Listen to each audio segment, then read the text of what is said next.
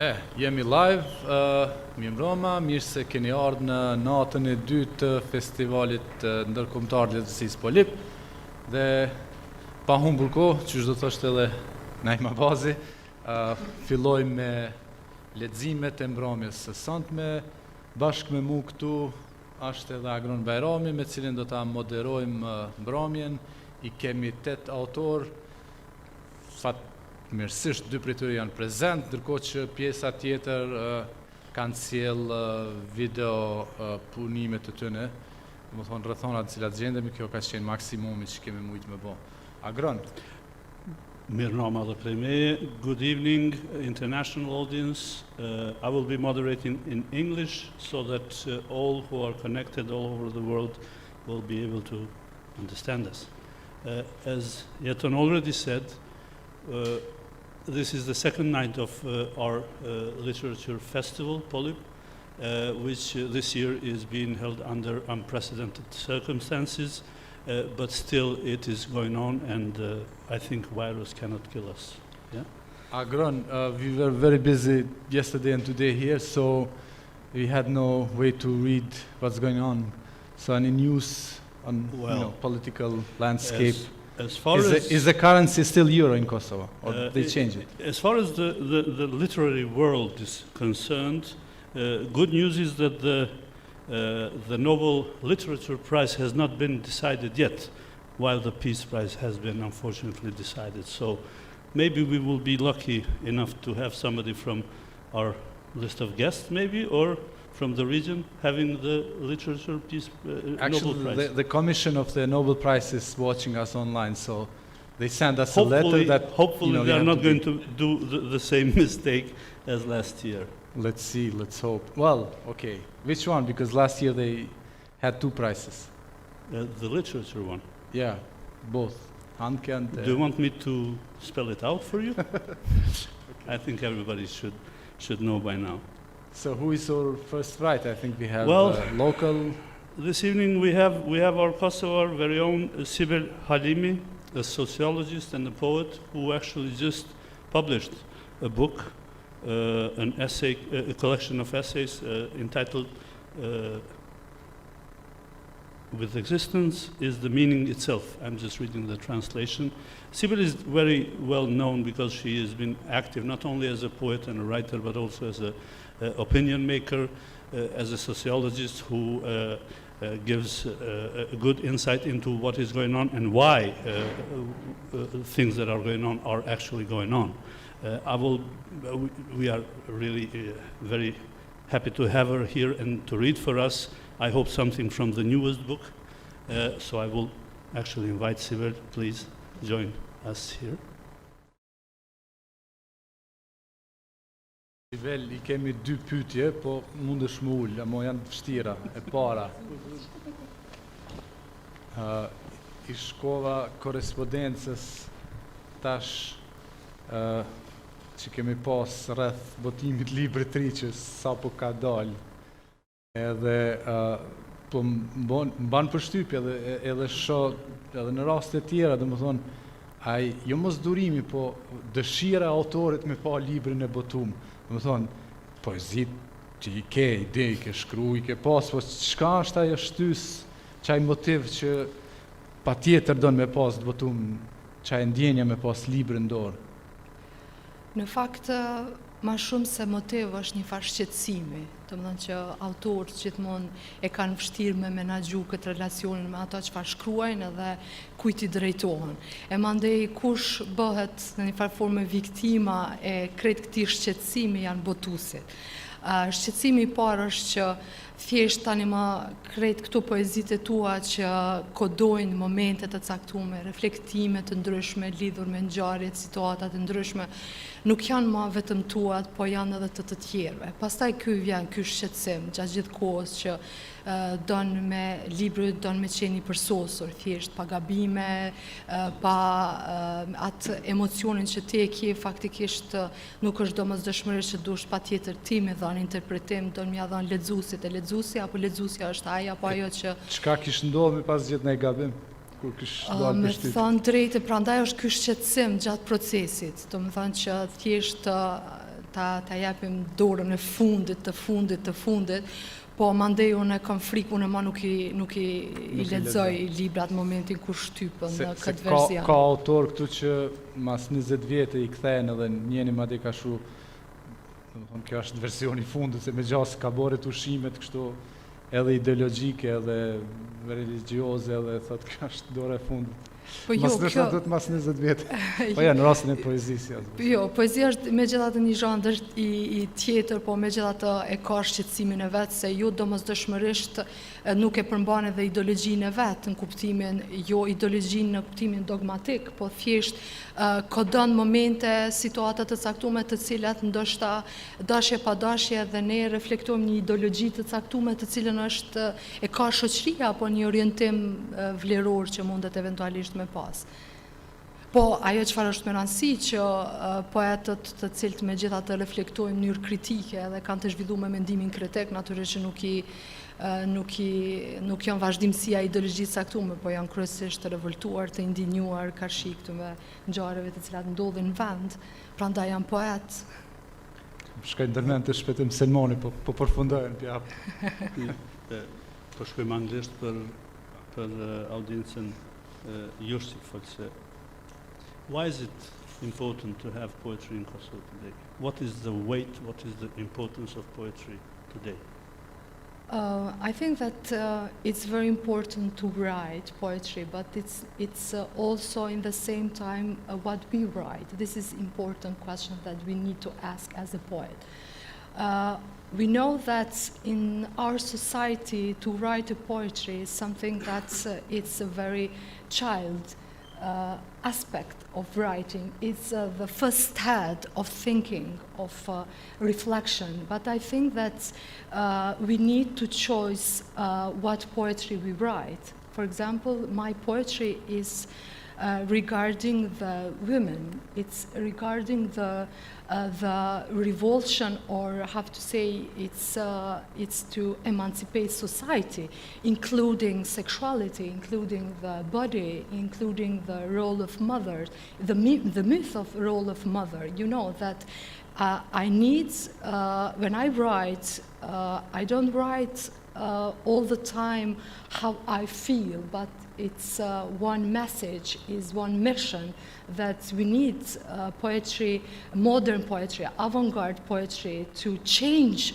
the society, to change the rule that established patriarchal society in our historical background that we had.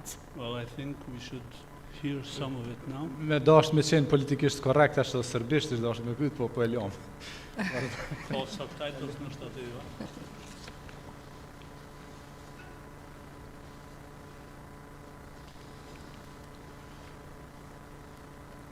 Me dash lirinë e nanës. Trembe me shkrue veç për gratë, se s'dua asnjëherë me ju hin hak. Kur njoft lirinë si ja kemi, veç kemi dërdëllit, e kemi banën, plak të përvujtën. E kemi shtri për toke, e kemi lartësua në varqe, ja kemi ngrit dashni, madhështi. Prej rolit s'kemi mujt me nxjerr, ka uzin ja kemi kryue, por zanin kur digjue. Se kjo shoqni ka zonë thua, nanën ka uz politike të e ba. Lirinë e saj nuk është dogma e jote as e jemja, është veç ajo, liria e saj. Zoti më dashuron mua, në gjysmë hën ripeng shpirti juaj, në kryq shpresa varur, mëkatet s'përkate në temjan. Ëndra katedrale, frika në këmbanare, rëfimi nisur i patreguar kur, zë i meku në ndërgjegje. E zoni veç vdekje ndërmend në asjel, shpirtin të trond, tokën të lëviz në këmb, ti bësh mumje e Zoti dashuron mu. Ti kthesh rrotës e historisë. Këndellës është përcaktimi për të haruar historinë, ankthin e përjetuar të tjetrit, për murin ndërtuar rreth e qark. Histori do thot të shtrihesh letas në kuvertën e anijes, që ndjek fatin e marinarit humbur në pafundësinë e kaltërsisë. Histori do thot të kundrosh botën nga një vrim qelsi. Histori është kur të ngjethet misht, mornicat bën mitologji e vetë shndrohesh në gur. Histori do të thotë të mos ekzistosh për veten, tjetrin ta njohësh para se t'ja shohësh syt, para se t'ja ndjesh gishtrin, të shtrembruar nga e kaluara. Histori do të thotë kur var veten në një gjerm të plunosur. Histori do të thotë kur gjë tjetër, pos peng i zbulimit të rrotës. S'dua me u definue, po dua m'ja lëm vetit një emën tjetër, mos me met pengi ti. Po dua me festu për lullën e vetme të pranverës që verës zor me i qëndru e ka. Qenjen m'ja lën të lirë, mos mu hudh e lodh tuaj definue. Po du m'ja thonë vetës një sekret, me e dit veç unë, me e dasht ma shumë se vetën. Po dua sot me e shikue dritën në sy e me im shel syt. Dua veç me ecë, mos me mendue për barazin as për luftën, po dua me valzue me kanë si një puhiz që nuk më shek kush veç me ndjen, po dua sa më lodh kjo fjallë në definan. Viktima kohe. Ne jemi viktima të vëmendjes sonë, të vështrimit, të ecjes, të prekjes, të nuhatjes, të shihes, të sorolatjes, të lakmis, të dehjes, të seksit, të ferit. Ne jemi dëshmitar të rrejshëm, fajtor të pafajshmit, se cilis kohë. Për dyert që mbyllen, për ti më mbi. Në vetmi mëso ta dëgjosh veten, të gërmosh në skutat e erta e turish ballë, mëso të ecësh vetë. Edhe atëherë, edhe ashu ishe gjithmonë, por herët avon do ta kuptosh. Mos e ndjek askë, nëse së paku njëherë nuk e kthen kokën e të shen sy, për të kuptuar nëse je në këmbë apo në gjunjë. Nëse e rëzuar njëherë ngriu nga dalë, është imazhi im me fjala, kici mami që do të ndjek gjithmonë nga pas. Mëso ta duar shqetësinë tënde, edhe atëherë kur nuk i beson, nga kjo qetësi do dalësh ti. Ecja nuk nënkupton gjithmonë lëvizjen. Mëso ta mbash kokën larg, të ndjekësh një yll edhe kur rretën e mbulojnë. Ajo do të ekzistojë për ty. Mëso të duash, të përqafosh, të falësh buzëqeshje, kur jeta të rëzon e të përplas për toke, vetja të shpëton. Në Ballkan, liria që rritet nga brenda dëvarur e lë boshtin korrizor në fije ëndre. Ti mbetesh me rakosur për qiririn e shkrirë në vezullimën e së tashmës. Një fjalë rrëfyer mikut në diku në qorsokakët e netëve të pashpresa. Përmbyt të nesërmën, në nismën, pa emër, miku im, je ndjesitur ndonjëherë në kolona për të mbushur barkun me bukë të barë si hishtja në kohë lufte? Në Ballkan, toka sillet si kleqëm, e ne endemi si hija e saj. Humbim rrugtimin, e historia mbetet i vetmi portret familjar, gozhduar në murin e dhomës së ndenjes. Në Ballkan toka ka një emër, i vetmi vend i pagëzuar, e ne të gjithë sorollatemi anonim. Në Ballkan lavdia ka kuptimin e tempujve, të ndërtuar e rënuar brenda një dekade, triumfuar në ekstazën e përditshmërisë, e ngujuar në skutat e qyteteve të hirta. Në Ballkan herojnë bjetuan, e tradhtarët u varrosën në tokat e uzurpuara, emrash të grumbulluar në listën e flamur e gjysmështisë. Në Ballkan etërit, ditën, në trezat rumbullak të ndërtojnë vendin, natën sofra flasin njerëm. Ballkani është një burr koktrosh që zë thua në jetën time e tënde. Më duket mbarova. Faleminderit shumë.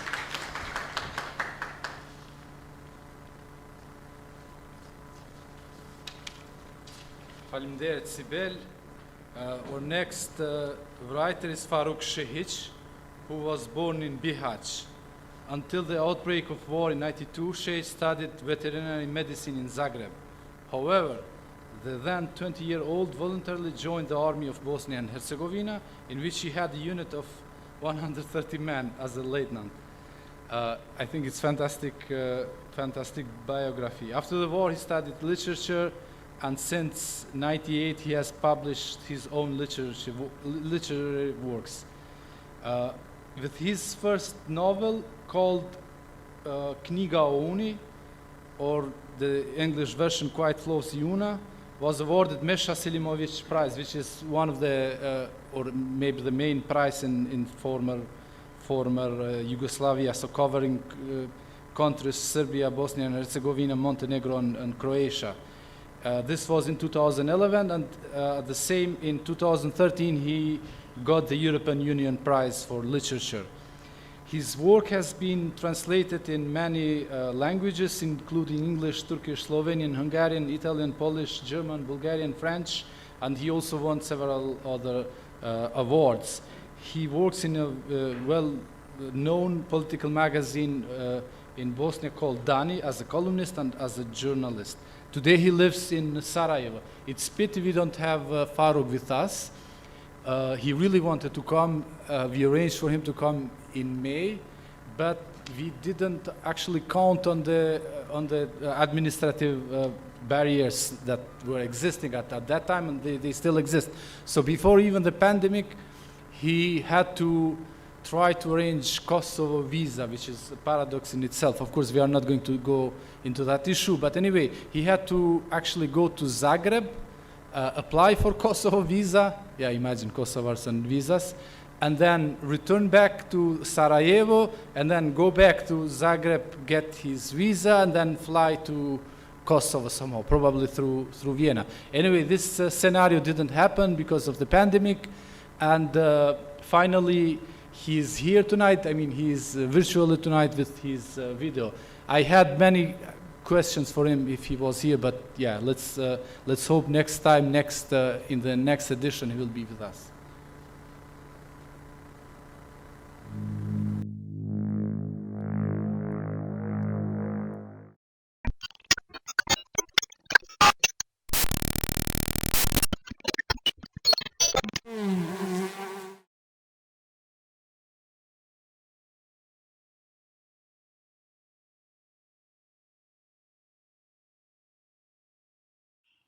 Ja se zovem Faruk Šehić, pisanjem se bavim 20 godina.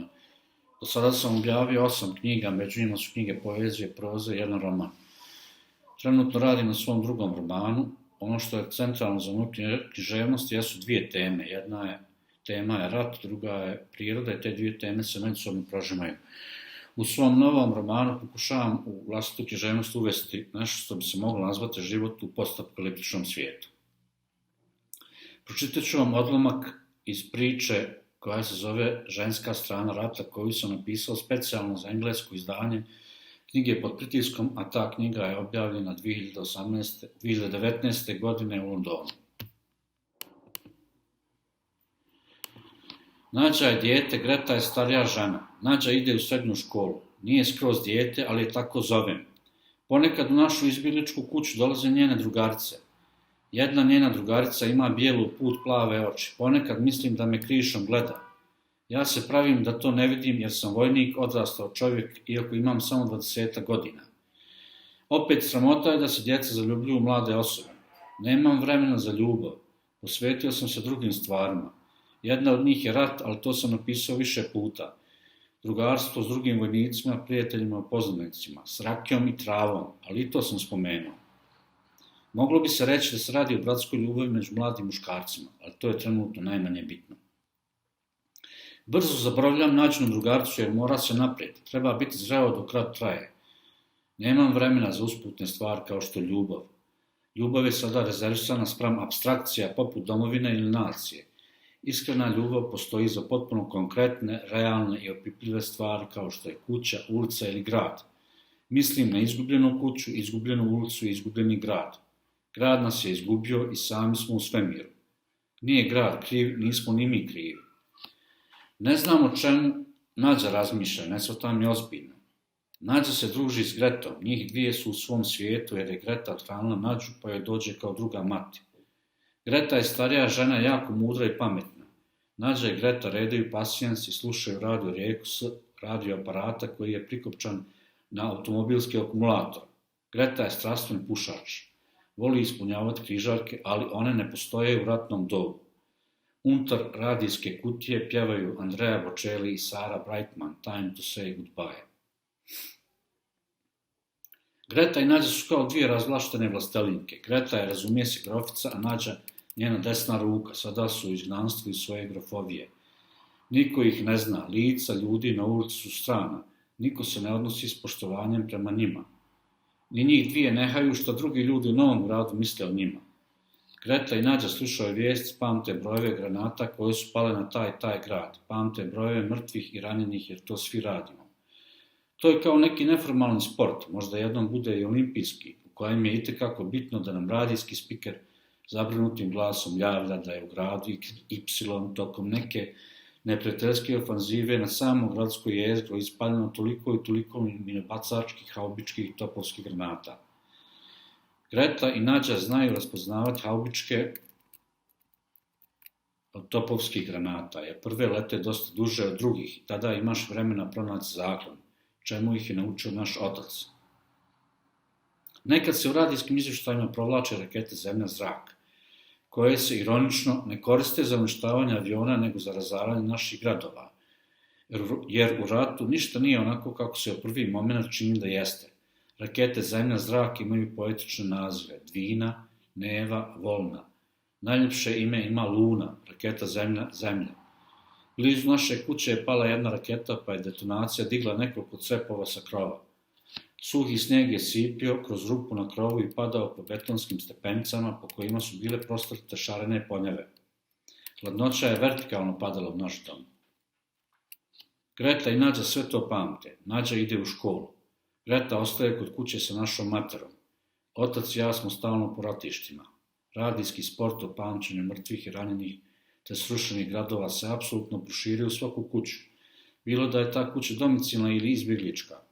Jasno je da mi kao izbjeglice, nismo mogli svoje kuće donijeti na svojim leđima, kao što to puževi mogu, nego su kuće u koje smo se uselili postale ono što smo i mi, bezdomnici s malo stvari i puno ljudskih želja.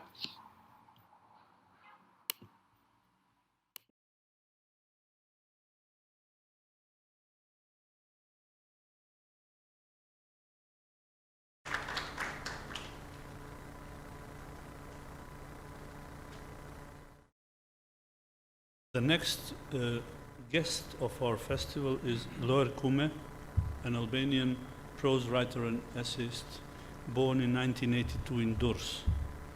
In 2005, he finished his studies of stomatology in the Medical Faculty of Tirana, and then in 2011, he published his first book called Untitled Lux. In 2015, he co-created and was part of the artistic anthology book together with other well-known poets, the book that was called The Anthology of Poetry and Visual Arts, A Dangerous Method. Through a cycle of essays and under the title The Albanian Sphere, he is active in the analysis of the social phenomenon of Albania. In 2017, he published his novel short story of clutter. In 2019, he wins the Kadriu Prize, which is one of the greatest prizes in Albania, with the summaries of stories Amygdala Mandala, with a motivation representative of the new generation of writers which experiments in new forms of literature far from commercialism, bringing a new spirit to literature. So let's listen and hear to this spirit that we have in Albania.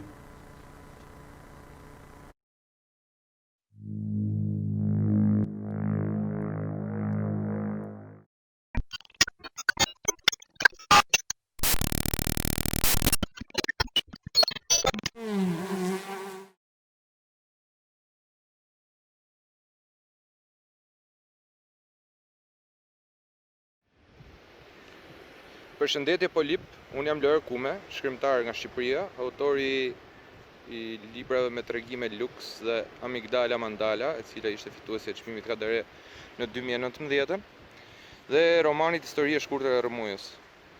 Është hera ime parë në polip, ju falenderoj shumë për ftesën, më vjen keq që u bën në të tilla kushte që u shtrënguam të mos ishim fizikisht dhe që të bëj gjithçka virtuale. Dhe gjithashtu është hera ime e parë që realisht hera ime e parë që unë flas dhe lexoj një shkrim timin në vetë parë. Unë jam një re puplore që fluturoj si për ëndrave toksore. Rrezet e agimit të sotëm janë kretase, ato të mbrëmjes, kiliane o mbasi armene. Nuk e di ku jam krijuar, nuk e di ku shkrihem dhe zhytem. Forca e gravitetit, rrobëruesja e trupave, është larg, shumë larg këmbëve të mia puplore. Mjaft të çoni kokën lart në qiell dhe më shihni mua një notë lart, një klithëm akute bluz, kitare, që shkon larg e më larg edhe tretet larg veshit tuaj. Unë jam një re e vogël puplore. Gjithçka që ndjen qenia ime prej reje më rrotullohet rreth e qark si dehje. Ajri, dielli, hëna, toka, qielli, njerëzit, kafshët, makinat, pemët. Unë jam qendra e gravitetit dhe toka është lavjersi im. Bota është e imja dhe unë jam e botës. Në të vërtet nuk ka fare përkatësi në këtë mes. Të tërë rrotullohemi dhe fluturojmë për rreth. Jam një re puplore fluturake e gjërat nuk kanë aq shumë rëndësi në këtë formë të qenies, veç pluskimit të lehtë mbi lëkurën e botës. Nga këtu lart shoh cepa e skuta hijesh, humbellash, sënduk të lartë, papafingo magjike, dashuri të rralla dhe të fshehta. Po detajet janë aq të vogla dhe të parëndësishme. Janë patetike dhe njerëzit aq të përkohshëm dhe shkatërrues. I shoha biçëm sa shakator duken tek rrin aty poshtë meje duke u rrahur vrarë për toka, për para. Vrarë për generalin, komandantin, udhëheqësin, vrarë për mjekra dhe ideale, vrarë për gurë të shenjtë, për qytete të humbur, për bukë, për ujë, për naftë, vrarë për gjak, vrarë për Zotin. Unë jam këtu lart çdo prirje toksore. Qesh me ta dhe me tokën aq të fryrë të rrumbull të buçkot deri në plasje. Unë jam reja puplore pa fillim, pa fund, ciklike, lart, pa seks, pa tipare, si ëndër. E ndroj formën time kur të dua, sepse jam fluide, jam ujë dhe erë, shfaqje e pastër e universit. Çdo gjë brenda çdo gjëje. Ç'është Zoti? Era është perëndia ime. Lëshohem në krahët e saj, në duart e saj fjoll, në vallën e përjetshme të lirisë. Ndroj drejtim, pluskuese, fluturuese, ju zë diellin, ju ndihmoj ju njerëz, krijoj errësirën e duhur për të çliruar shpirtrat tuaj të fshehtë që dielli dhe drita ju pengojnë të shfaqni. Unë jam përkëdhelësja, mësonjësja e qenieve të jetura për fluturim, për liri. Me shiun tim, me hijen time, me fluturimin tim mbi tokë. Unë jam ai njeriu ushtrirë në plazhet e Akapulkos në hamakun e tij, duke pirë koktelin e tij, duke tymosur marijuanën e tij. Ai ka hedhur te gjithçka dhe ka harruar emrin e tij. Jam ai burri vërtet që sapo e emërua prokuror, kuptoi që gjithë ç'donte të bënte ishte të kompozonte muzikë. Dogji kostumin e tij, harroi emrin e tij. Jam mësuesi latinishtes që u bë eksplorator dhe fizikanti që u bë pirat rrugë me makinën e tij të preferuar. Ata harruan emrat e tyre. Jam mjekja e suksesshme që provoi të jetë prostitute e suksesshme. Ajo harroi emrin e saj. Jam tër pianikët, të çmendurit, të tër pa emër që shohin ngjyra e botë ku ju shihni shkrettira. Ja shkrettira. Era luan me rërën e saj duke krijuar shtjella sensuale poshtë në hijen time. Re të tjera puplore në qiell nuk ka. Vetmi, të tilla mënyra mendimi, koncepte njerëzore si vetmia, mërzitja, humbja, vdekja, për mua janë të huaja. Duartrokitjet, brohoritjet, adhurimi, vështrimet tuaja të ndezura më lënë të ftohtë. Sa të vogla të lezetshme kokat tuaja me flok, pa flok, boshe ose plot me prralla. Dhe mbi të gjitha, unë, një re puplore, jam me lirë nga ajo që ata kërkojnë dhe psojnë me aq ngulm dhe me aq verbri. Përkatësia. E kanë të rinjosur që në embrion, që në gjenezë, që në molekulat që i nështrohen dhe i përkasin rëndesës kur konceptohet ADN-ja e tyre. Fëmia i përket nënës, grua i përket burrit, burri gruas, burri e grua i përkasin familjes madhe, i dashuri e dashura njëri tjetrit, punëtori i përket punës dhe puna pronarit, pronari një tjetri më të madh dhe ai bankës, banka bankierit, bankieri paras, paraja njeriut dhe njeriu vampirit, dhe vampirit tokës, toka bimve. Dhe kështu larg dhe larg dhe larg. Të rënduar me valigje, me bagazhe të veshur të mbathur, nuk shkelin tokën me këmbë, kanë harruar se i përkasin asaj. Ajo i shtrëngon, i mbërthen. Kush është hapi parë drejt fluturimit lirë? Të ndalosh, të flagësh bagazhet, të zbathësh rroba e këpucë, të shkelësh tokën me këmbë dhe të mbushësh mushkrit me ajër. Ata i përkasin tokës, unë bëj dashuri me erën. Ajo më vallëzon larg dhe lart, shpejt dhe lehtë, ëmbël si një pupull. Nuk mendoj më, të menduarit është një lodhje veçanërisht njerëzore. Unë jam një re puplore, nuk kam memuare, nuk kam kujtime, nuk mbaj gjë me vete, as shpirtin. Unë improvizoj ashtu si forma ime. Ndaloj si për dikuje në pezullin e ajrit. Asgjë nuk pip ting këtu lart, është qetësi e madhe. Ka tinguj, heshtja. Është bukur ndaluar mbi një mala, mbi një det pafund, ngjyrat forta kudo, blu, gjelbër, verdh, kurrize bizonte të shtypyllit polak, barqe balenash në Arktik, dhe unë ndriçoj në bardhësinë time qumshtore sytë tuaj, cilët zbardhen nga drita ime. Ndjeni qetësinë, hijen time të vogël, dielli i madh Zot ju ngroh gjakun dhe mendjen. Portokalli është ngjyra e botës, ngjyrë me blu në bardhësinë time. Nën sytë e mi puplor. Ju prek kudo që jeni, kudo ku bëni dashuri, fshehur në hijen time. Dhe unë, re puplore, drejt agapes të diellit me detin, lozonjare, ledhatare, e lirë. Faleminderit.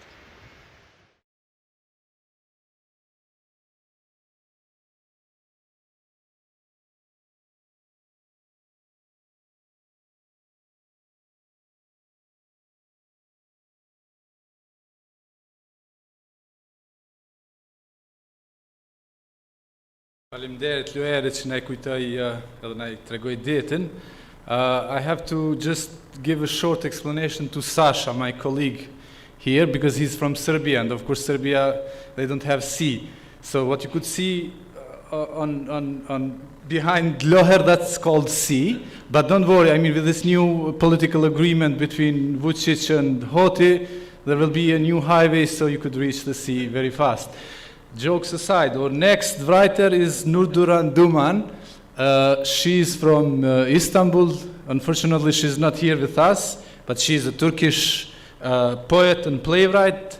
And I have to say that to us, she was recommended by our dear friend Nikola Majirov, who always recommends us really good poets. So I'm sure she's one of the great Turkish poets and playwrights. She's columnist in one of the most prestigious newspapers of Turkey, called Cumhuriyet, I believe. Excuse my Turkish. Her books include Yenilgi Oyunu, the 2005 Cemal Sureya Poetry Award. Anyway, important is that she got an award, and I don't know how to spell this. Mi bemols. Okay, Semicircle, a chapbook of her poems translated into English, was published in the United States in 2016.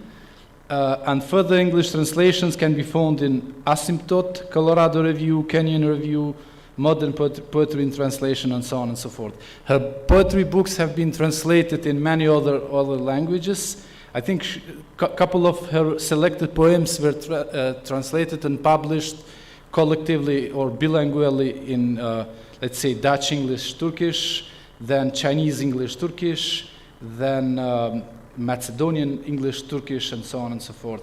Her poem, The River, was published in Modern Poetry in Translation in 2017 in the UK. Welcome, Nurduran. I don't know how you say welcome in Turkish, but I believe merhaba would be one, welcoming word in Turkish.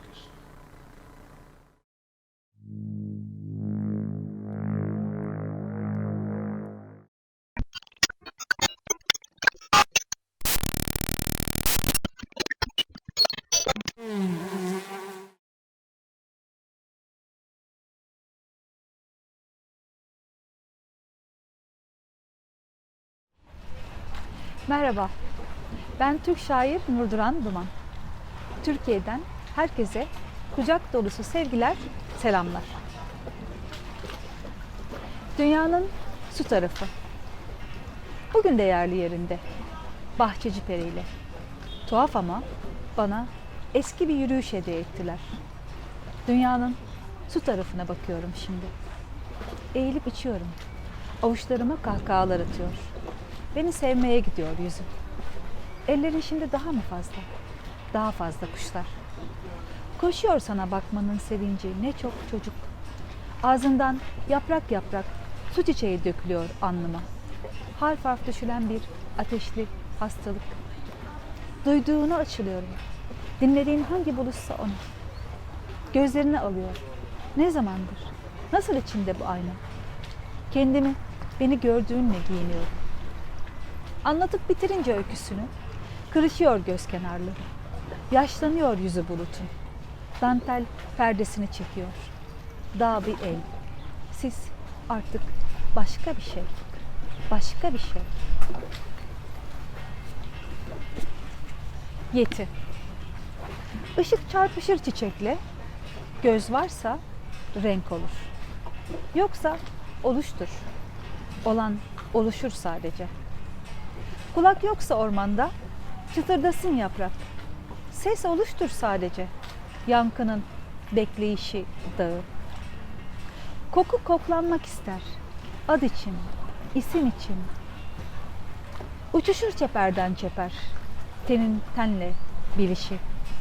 İnsan artı biridir dünyanın. Katma değeridir. Ayrı ayrı vergisi, aynı sevişi. Çaydan.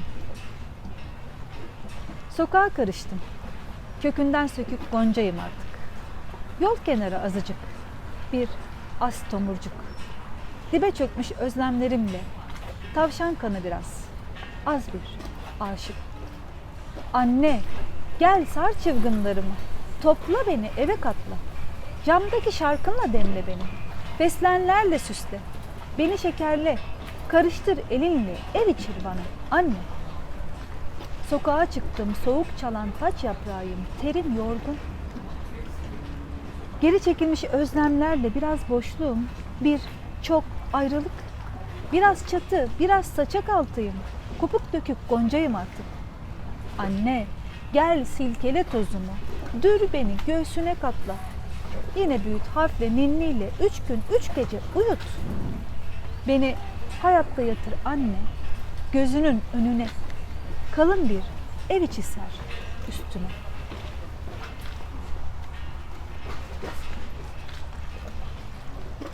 Gök yerleşmiş göle. Gök yerleşmiş göle. Bulutlar uçan halı. Adımladık adımlıyoruz ayı yürüyüşünü. Üstünden geçiyoruz dansının. Suyla zamanı. Uçuşarak hidrojen etekleri. Süzülüyor yanımızdan, başımızdan tan. Saçıp saçılarak tarçından maviye, elmastan arıdan. Tarlalar, bahçeler beziyoruz yerin ipeğini. Öğreniyoruz biz de ekip biçmeyi, ışığı.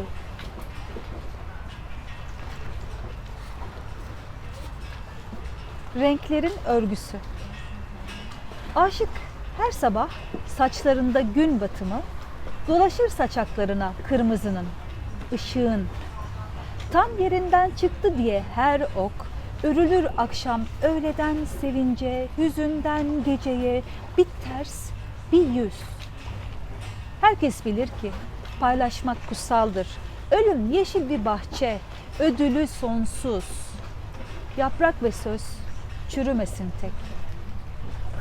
Kaynar sulardan buharlaşıp göğün yüzüne mavi çalanlar var ki yağsın. Ağaç diken de sonsuza karıp kendini. Yağmuru seven de var, bilmeyen de sevmeyi.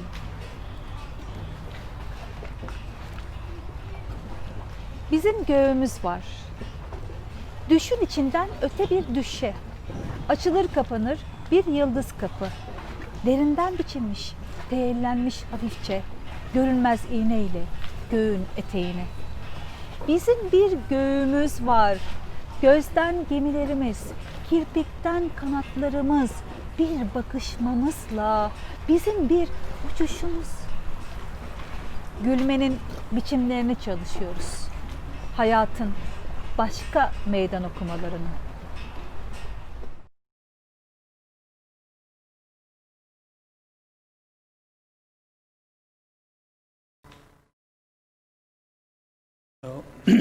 Teşekkür to Nurduran and dobrodošao to Denijen Pauljević, who is born in Belgrade, Serbia, but fled during the wars to Germany and spent 4 years as a refugee.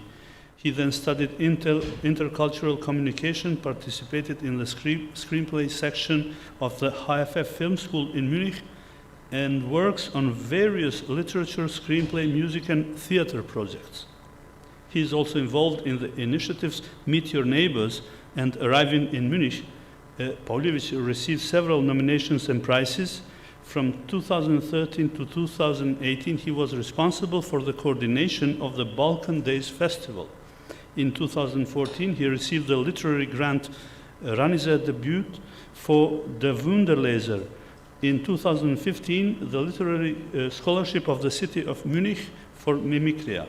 His next novel will be published by DTV in the spring of 2021. So we welcome him and we really enjoy the reading that he will give to us.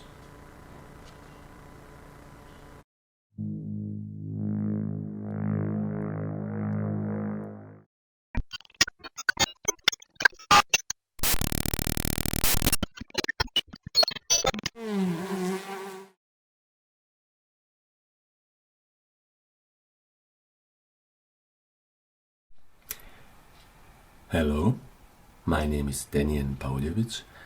I'm a writer from Munich, born in Belgrade. I'm going to read an excerpt from my story Als man denkt, die Quadratur des Abstands.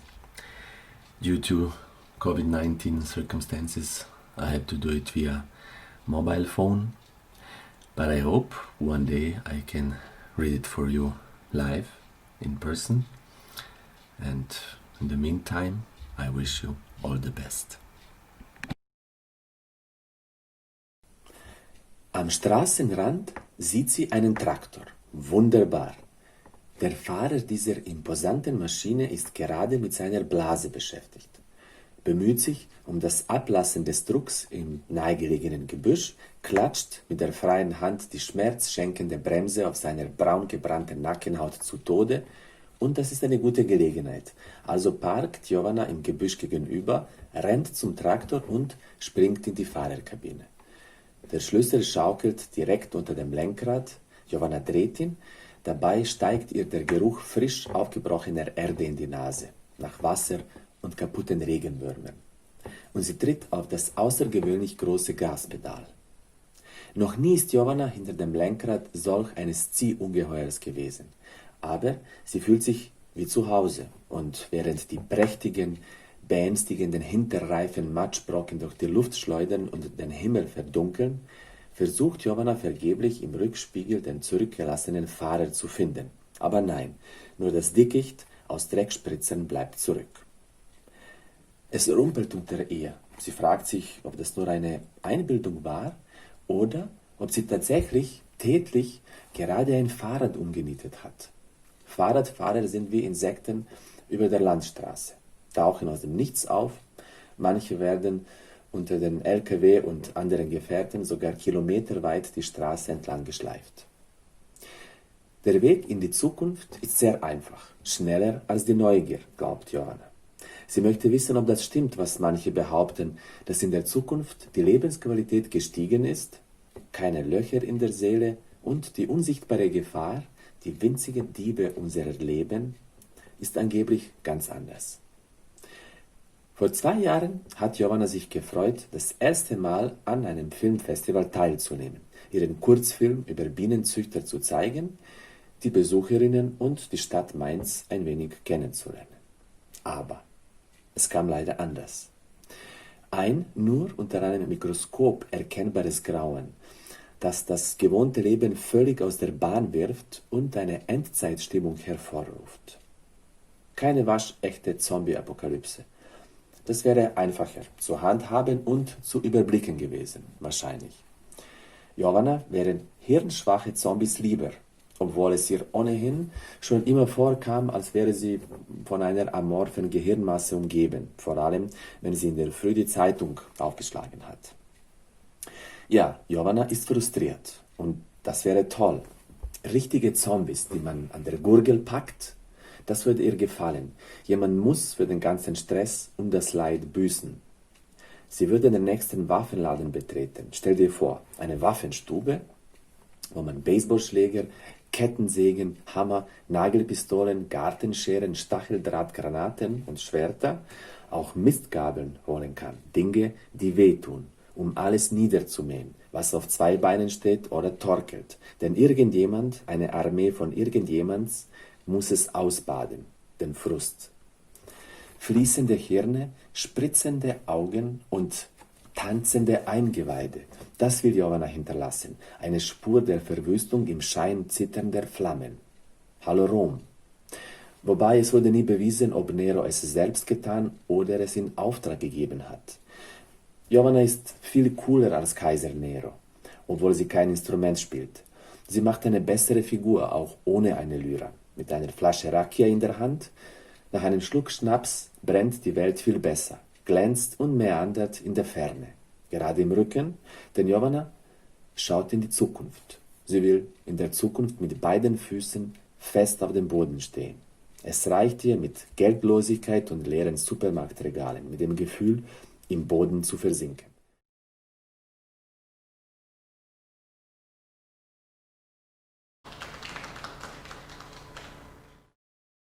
Thanks to Denijen, and finally we didn't have a C behind him. But it was interesting that I could pick up at least three words. From Nurduran I could recognize the word aksham, while from Denijen, auspuh and rakia. So I think that's the whole, influence of polip by hearing different languages in all this 10 years. Our next writer is Anja Kampmann. She's also from Germany, a German poet and fiction author. She was awarded the MDR Literature Prize as well as Wolfgang Feuerach Förder Prize. For her first novel, High as the Water Ice, she was awarded the Mara Kassens Prize for the best debut novel, as well as the Lessing Förder Prize, and she received the Stadtschreiber of Bergen-Eckheim Prize for both books. The list of the languages her book have been translated is long. I could see here Hebrew, Greek, Hungarian, English, Spanish, Russian, and I hear Albanian soon. I believe so. Her poetry was this I said. Her work has appeared in Accente, Modern Poetry in Translation, Poesia in Madrid, Anthology of German Poetry, Athens, and in other magazines in different languages. Okay, there's a long biography that I would invite you to read in the Jeton magazine that we've published, but also online.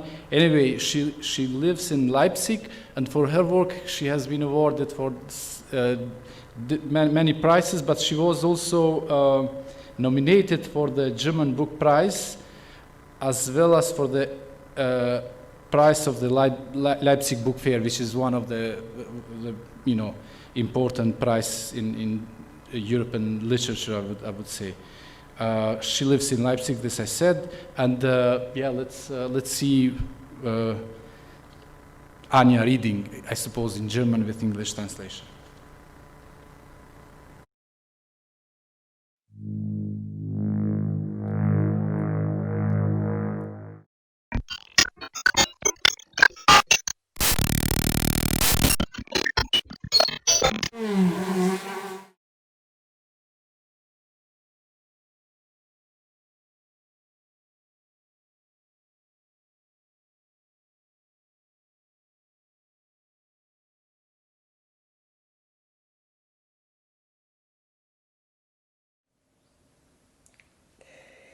Hello to Prishtina, hello Polip Festival. My name is Anja Kampmann, I'm from Germany, and I will read an extract from a novel High as the Waters Rise, which I wanted to present in Prishtina, and I hope this way we will somehow stay connected. Chapter 1. It was the 8th hour of the shift. On the narrow monkey board he braced himself against the harness, holding onto the bars of the derrick with both arms. The salty wetness surrounded him like an all-embracing undertow, and for a while he'd been expecting the signal that meant work was over. Pippo would have called them in long ago, but the new rig manager didn't seem to care. He'd sooner let them drown than interrupt the drilling. Václav felt the blows against the jacket legs. Back then they would have evacuated the platform, he thought, but not now. Now they will just wait, while the rain drove near horizontally across the floodlights, and the sea tugged at the welded joints, dashed against the platform like some crazy herd. The waves fled the storm, everything coming towards them. Far below on the rotary table he saw the men. They were calling something. He saw how their mouths moved, but the only call was the call of the storm, the spray, the futile flapping of seagull, the light undersides of its wings flashing a few times. It was almost half an hour before the signal sounded and work ended. He had simply held out, braced himself on his narrow platform and waited. The other roughnecks went in. Someone opened the heavy door to the cabins. He saw the strip of light. The first man entered. There was only his coldness in his limbs, and he moved his feet in single movements. Stiffy, his legs knew the space between steps, every single wet rung. The water had long since crept under his oilskin, and Václav was chilled to the bone and kept on gripping the bars once he finally came to stand on the floor of the platform. Inside, the light was glaring, the warmth friendly, even in the little room where they put their boots on the rack and hung their overalls to dry. He felt almost cheerful now, coming into the warmth with the others. It was a new team, and there were only a few, like Albert, who was in charge down on the rotary table, whom he'd known for a long time. The storm had made his mood even worse. Silently, Václav stuck his feet into his flip-flops and walked down the hallway to their cabin. The light was on, but Matja's bed was empty. Their blankets lay on the lower bunk, and for a moment he thought perhaps Matja's was under them, but there was no one there. The headphones dangled toward the floor. The Walkman was next to the pillow. He wound the cord around his hand. "Matjas," he said. Without waiting for an answer, he opened the door to the bathroom. It was 4 a.m. He turned on the hot water. In the hallway, the storm seemed nearly silent. The swaying, everything felt as if it were some ways away. He heard voices from the movie room and his own steps growing quicker as he passed the plastic-covered doors with aluminium knobs. He went down the long hall to the last door. The room was dark, save a small electric candle in the corner that flickered no matter the weather. They'd met here sometimes. Just a few rugs turned toward Mecca. Hardly anyone came to pray. Matja's? Would he have been surprised to see him leaning against the wall, laughing his soft laugh? A stream of light fell into the darkness as the door opened. The room was silent. Only an unreal silence and the rocks. He went back to their cabin. Through a cracked door he saw Andrei lying on his bunk, phone on his shoulder like a little bird, his paunch peeking out and his pale, threadbare pants. The song he was listening to sounded like Ray Shushik Shuru, and he would be listening to it all night long. The smell of socks and sweaty tank tops, the thin walls. 5:30 maybe, at night. Normally he'd still have nearly 3 hours out on the iron bars of the derrick, and it should have been Matja's last hours of sleep before his shift. Perhaps he'd felt sick. The night was still as dark as it was possible to be, not a streak of light. Once the door to the deck hadn't closed properly, and the water had flowed nearly to their cabins. That was long before he'd known Matja's, before the weeks out here had taken on a certain temperature, almost like a color, which he recognized in the way their things formed a disorder that was familiar.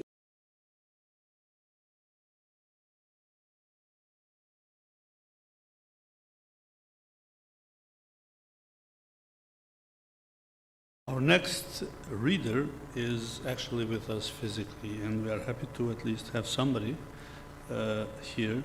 Her name is Aurela Kadriu. She holds a bachelor's degree in sociology from the University of Prishtina.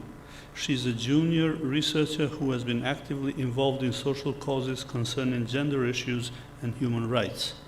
She has experience in digital humanities, having worked as a researcher for 3 years for the project Oral History Kosovo, a digital archive preserving life stories of people from different historical events. Her interests include culture, collective memory, gender, public space, socio-urbanism, oral history, and the contemporary history of Kosovo and former Yugoslavia countries. During the past years, she has had the chance to work closely as a member of the production team and researcher in few exhibitions and documentary films dealing with Kosovo's contemporary history, gender, and human rights. Aurela is working full-time as a project coordinator for the European Union-funded project Culture for Change, which is implemented by Chandra Multimedia and Goethe Institute. I would like to see her here, and before she reads us some of her work, ask her a question or two.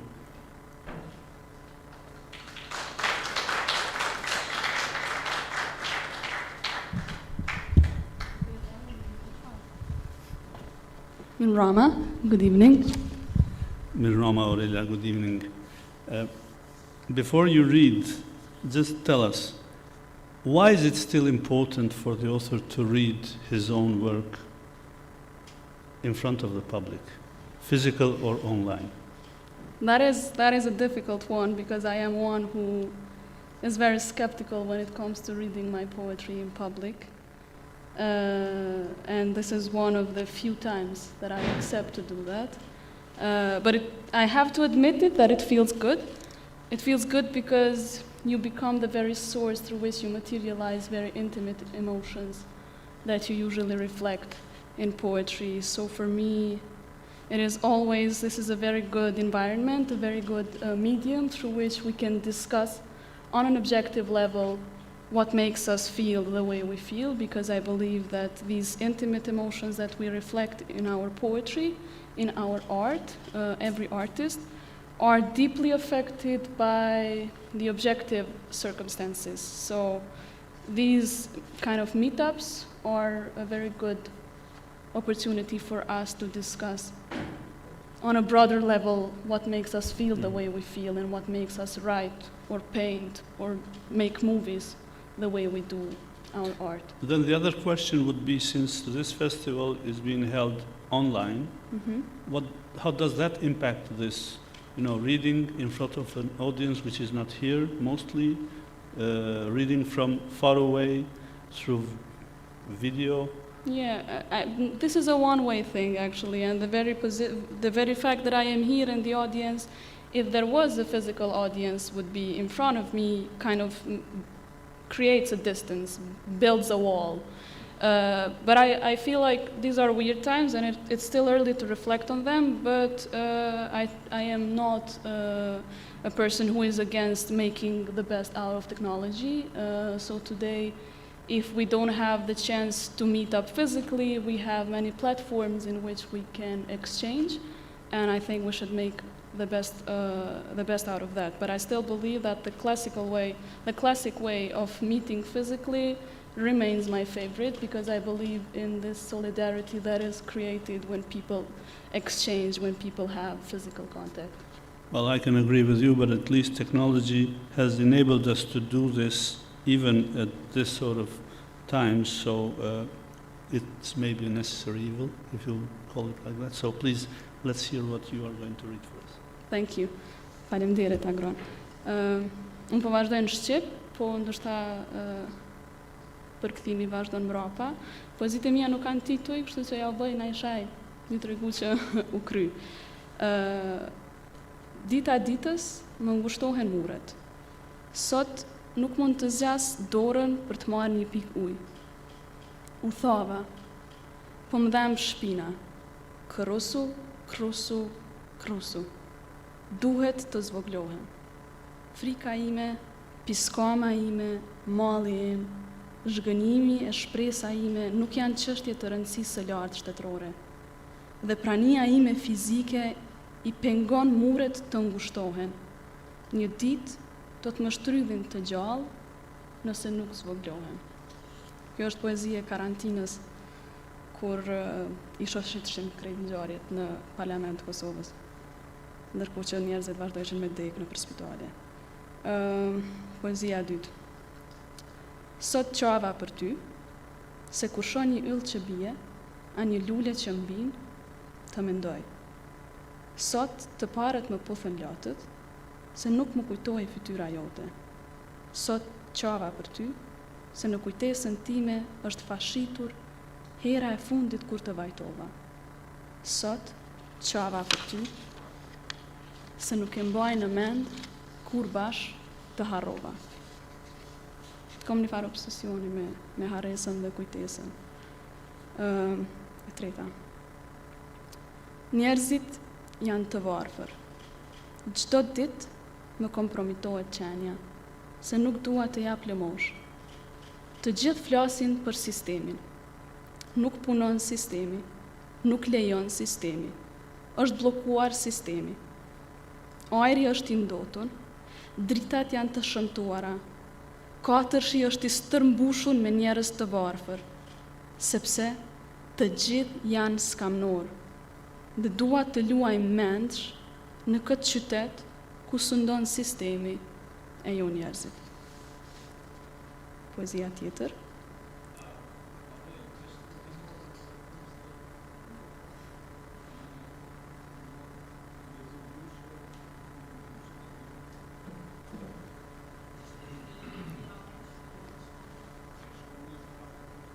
Më ndje që... Vazhdo?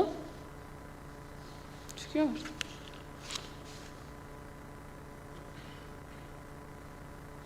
Kjo. A të vazhdoj? Më ndje që nuk mund të dua plotësisht. Pra nuk mund të hidhem lumnisht në krah, ose të vrapoj drejteje sikur bota nuk shkoj për lesh. Sepse njeriu nga njëherë thyhet në midis, vertikalisht ndahet në dy pjesë, të cilat në mënyrë simetrike bien horizontalisht në anë të kundërta dhe coptohen, cop e thëri. Më ndje që nuk mund të dua plotësisht, sepse nga njëherë njeriu është aq I paplot sa nuk I mjafton as vetës. Dhe më fal që pikëllohem, sepse bota një mend ka shkuar për lesh dhe unë nuk mund ta ndreq. Poezia e fundit, po më duket. Largësin nuk e përcakto ka distanca. Dhe në jetë duhet marrë një mësim, që asgjë nuk është lineare. Po të më kishim thënë dikur që do shkon të java pa t'i puthur syt, do t'i kisha pështy në fytyrë. Dikur nuk të kisha, se nuk na lan të ishim. Përhumshëm të kërkoja në qoshet e shtëpive të panjohura dhe ju reja me shpirt kur tentonin të më qetësonin duke më rajt se ishin banj, se do të ktheheshe sot në fund të ditës, nesër, nesër, nesër. E ti nuk ktheheshe, me javë, muaj, vjet. Sot nuk të kam, se nuk mund të kem në vorbullën e netëve të thata, me buzëqeshje falc të njerëzve të cilëve nuk u hap palla për mua dhe për të cilët nuk më hap palla. Nesër, pas nesër, sot digjet shpirti. Që kjo më duket është e fundit, ama. Vjeshta është stinë e dyshimeve, dashni.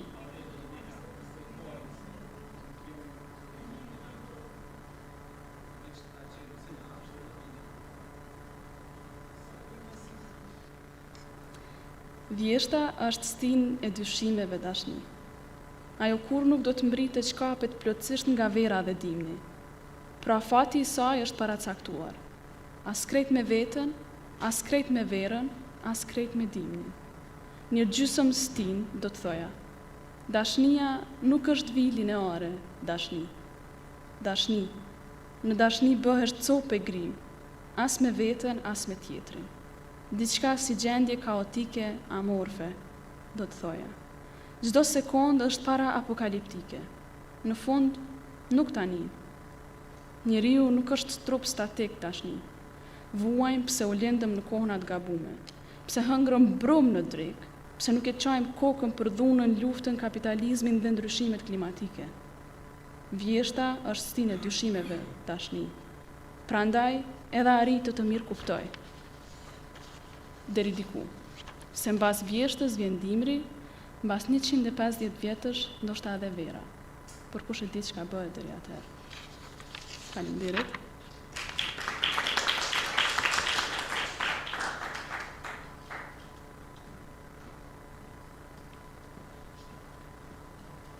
Faleminderit. Thank you, Aurela. We did have some technical problems, but I think all the poetry and the works that have been read will be accessible on our website, so please do check the web for correct translation. Next and final, I think, reader is Svetlana Slavšak, born in 1948, a retired professor, coordinator of studies programs, and a former dean of Institutum Studiorum Humanitis in Ljubljana. She was teaching courses on the anthropology of the ancient world, gender studies, and Balkanology. Editor-in-chief of Pro Femina, a quarterly for women's studies and culture in Belgrade since 1994.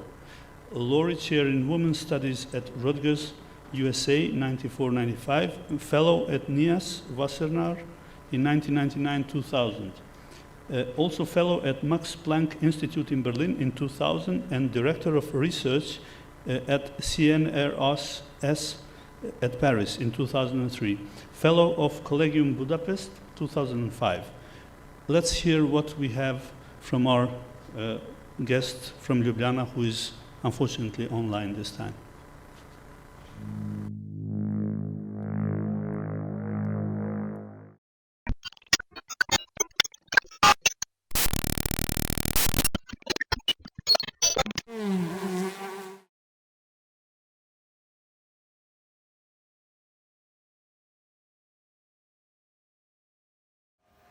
Hi, friends in Prishtina.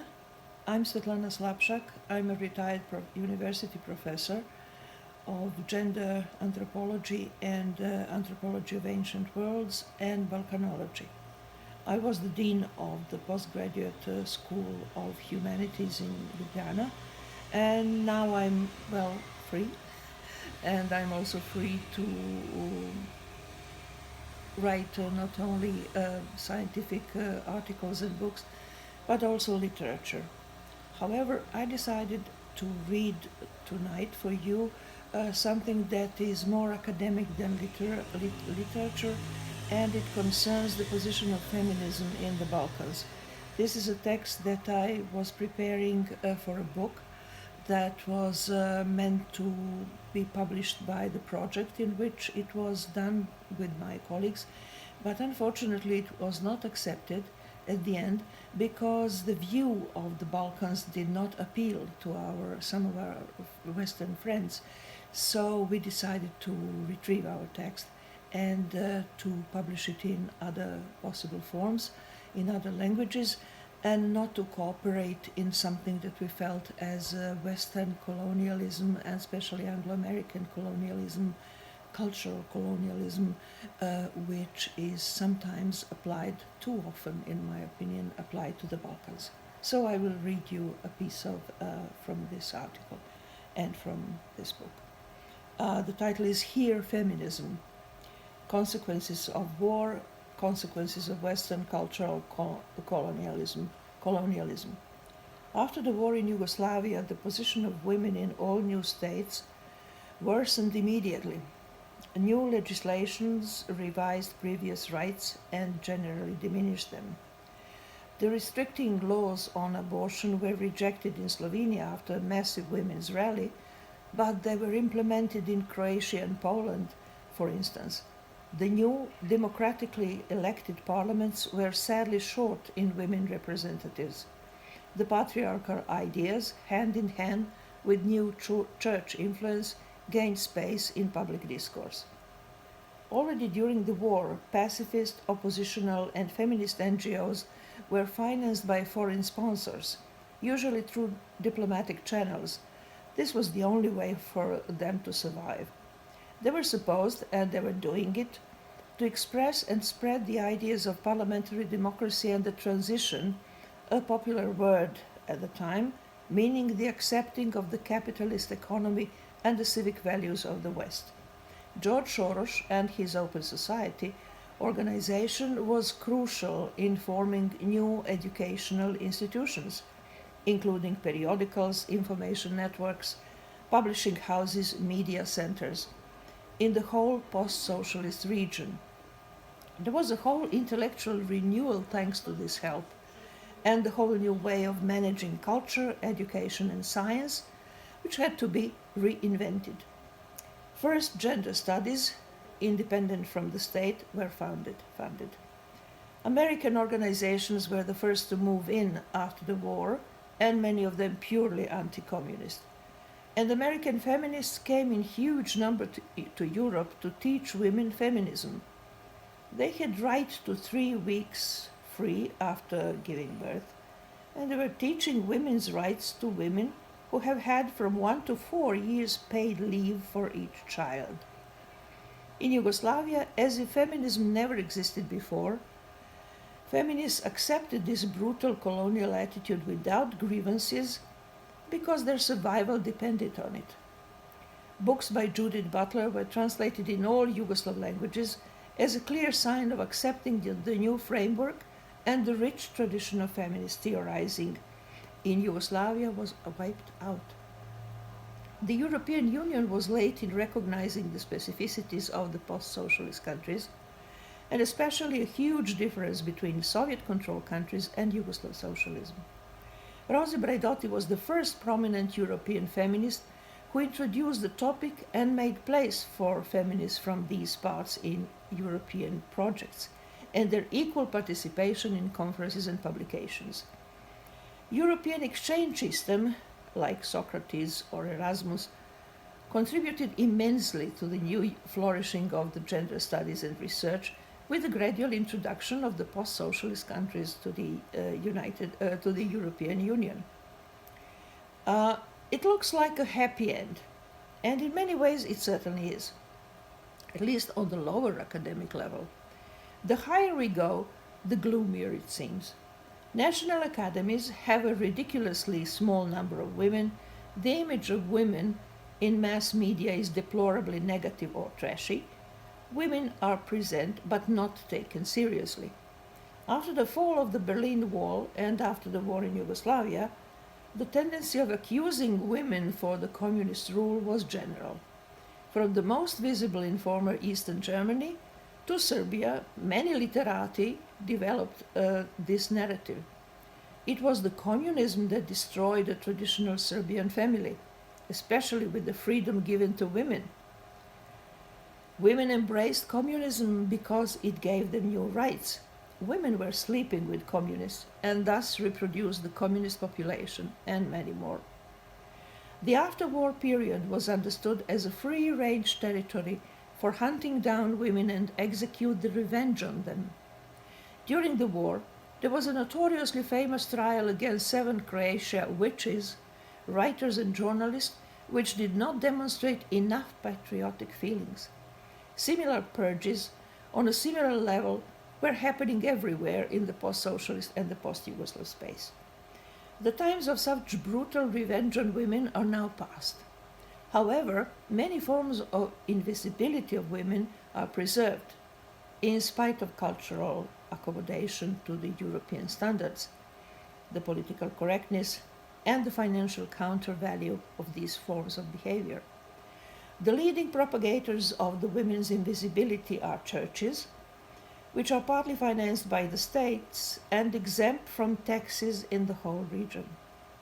The hierarchy inside the parties secure from the uprising of women and offer the totally party-dependent women as acceptable representatives. A terminal case of such political play is a lesbian prime minister of Serbia serving any dictatorial wish of her master, the President Aleksandar Vučić. This kind of visible invisibility is characteristic of all political parties in the region. It also produces a stereotype that women are prone to manipulation, corruption, and that they are volatile in polities and beliefs.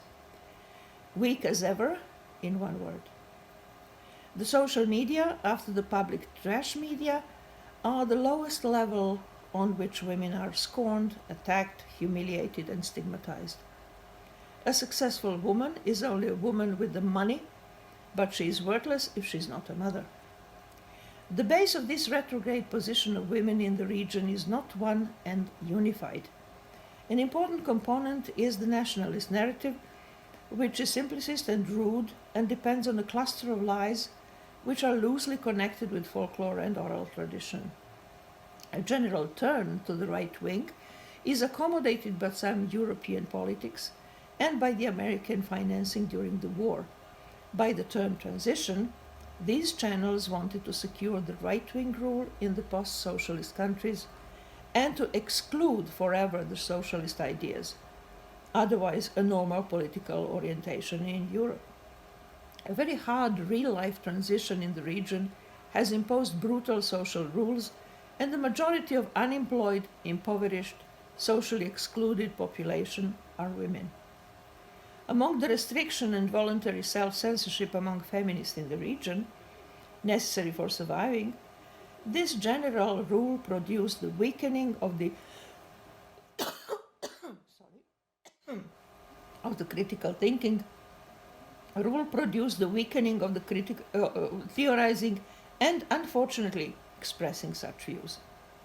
This adaptational lack of criticism is also responsible for self-denial visible in forgetting the progressive Yugoslav feminism in the late 80s of the last century. Thus, the rereading of the feminist past, which started at the Zagreb conference on this topic in 2011, and the subsequent publication is still a necessary task for feminists and gender specialists in the region. Thank you.